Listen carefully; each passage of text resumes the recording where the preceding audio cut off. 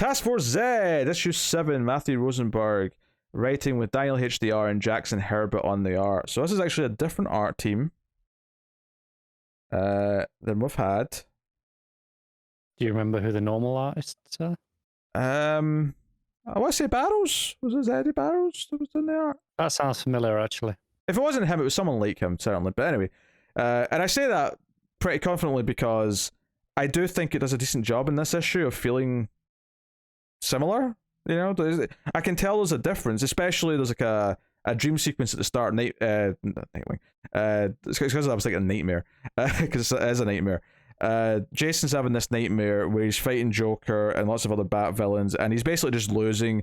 And then even Nightwing and Batgirl show up, and their faces start to deteriorate, like they're also zombies, like the people he's been working with. So he wakes up, and the two clones are there, and he's butt-ass naked, and he's like, "What's going on?" And she's like, "Hey, we told you that the resin can cause like seriously terrifying nightmares, like vivid nightmares. Although I've got a theory they could actually be psychic visions of the future."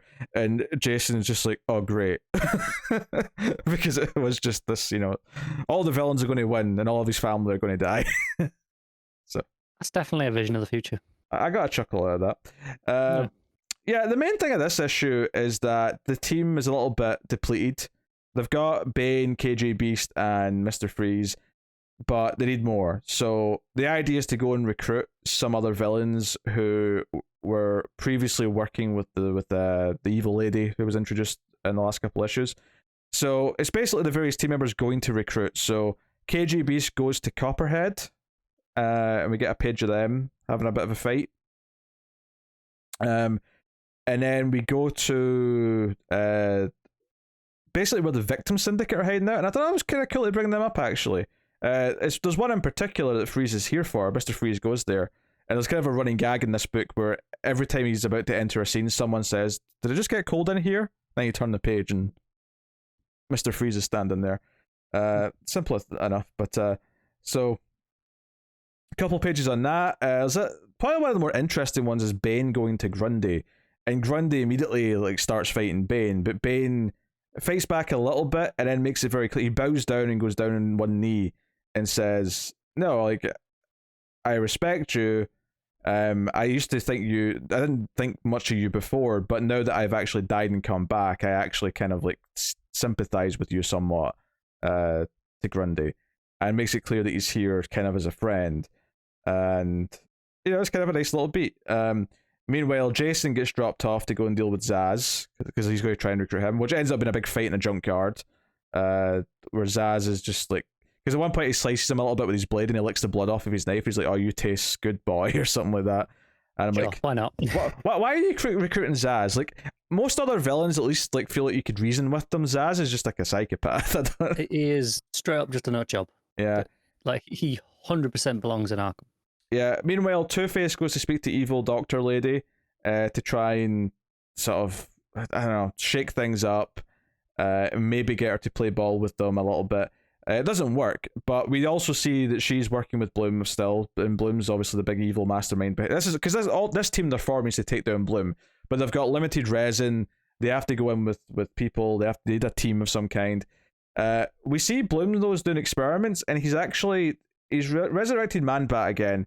But the way he's done it is like weird. And he says he'll grow to full size, but right now he's just like a human baby with a Man-Bat head.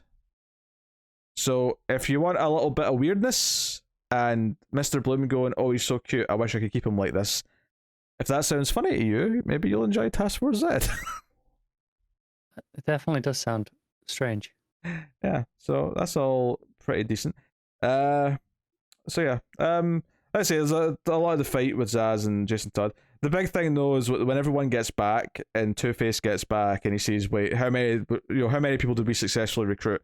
And Grundy is the only one who came out of everyone that was supposedly recruited. And it does make sense because if you go back and read all those pages, he's the only one where Bane actually made a case and was tried to like respectfully ask him and be nice to him. Everyone else get into a fight. I mean, in Mr. Freeze's case, he just froze her immediately. So it's like, okay, well, that makes sense, of course. So yeah, the end of the issue here is oh shit, like we need to, because this is who we have. What are we going to do? And like Ben and KG Beast have collapsed again because the resin they had like wasn't a big dose, so it's not lasting very long. And it's like, okay, well, we have to, use what resin we've got left to get them back online. We have to do all this quickly because we only have enough for one try. And then on the unfortunate news that all the resin they had left has been stolen, because when Mr. Freeze comes back earlier in the issue, the two clones are talking about how like there's just enough resin left because he's asking like, okay, how much resin is left, and they say to Mr. Freeze, well, we have to divvy this up amongst everyone, and that'll give them like enough time to do the mission. He's like, yeah, but how much would just all of this to one person do? And one of them says, oh, that'd be enough to keep you alive permanently. And the other clone's like, shut up, stop telling them things. And lo and behold, would you believe it, Mr. Freeze steals all of this resin, is now just alive. How dare he? So at the end of the issue, it's like, well, is there anywhere else we can get some resin? Like, Jason, you had some. Who did you give it to? And he's like, yep, we can go get it, but he's not going to like it. And then at the end, they says, next time, let's rob Batman. So Jason has to go steal what resin he gave to Batman for testing back so that he can give it to the team so they can go and fight Bloom and his army. So sure, why not? That is where we are with Task Force Z. Pretty fun issue. The art is notably different. It is definitely cleaner than it was before, but you can definitely feel the inkers trying to make the shadows consistent with the type of style that we had before, so it doesn't feel too jarring. And I appreciate that. This may just be a case of having one issue off to get caught up and stay on track with the issues, for whatever reason it may be. But the art's not bad by any means. There's certainly some fun little moments sprinkled throughout. Because it is a lot of like these 2-page segments of the various characters going to recruit other characters, there is a lot of variety in who the artist gets to draw. There's a lot of the two artists, I should say, who they get to draw. So it's some fair better than others. But I do like some of the Mr. Freeze stuff where he's effectively in complete shadow, but the light inside his like helmet and the glow of his chest plate like are lighting up, so he looks kind of cool. Like he's in darkness, but there's this just light emanating from a couple of key parts of him. That's pretty neat. Not the first time I've seen it done, but good all the same. Yeah. So yeah, pretty solid. I mean, I would happily give this a 7 out of 10 as well. Very consistent. I think this and the Flash book are kind of like both in my just really constant, solid reads. Not reinventing any wheels, but I'm always happy I read them. I have a smile on my face multiple times throughout an issue, so it's good times. Plus, seeing Two-Face like freak out and be worried that he can't resurrect all of his Suicide Squad is kind of funny. So, yeah, 7 out of 10 from me. Now, Matt does read this too, so I will head over to the correspondence and see what Matt says about it. Task Force Z.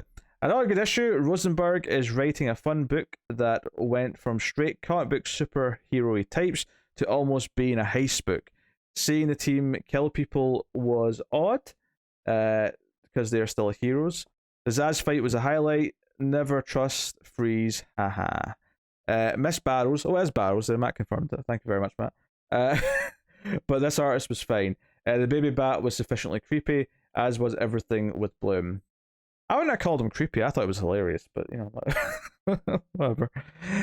He gave it an 8 out of 10. So Matt's quite positive on... Matt? Positive on a book? I know, it's just strange, I know. But he was in it Task Force Z. I think it's a fun little book. Like, I think if you read a few issues and it's not for you, then yeah, just leave it. You're not going to want it again. But I would recommend people do give it a chance. See if they're into it.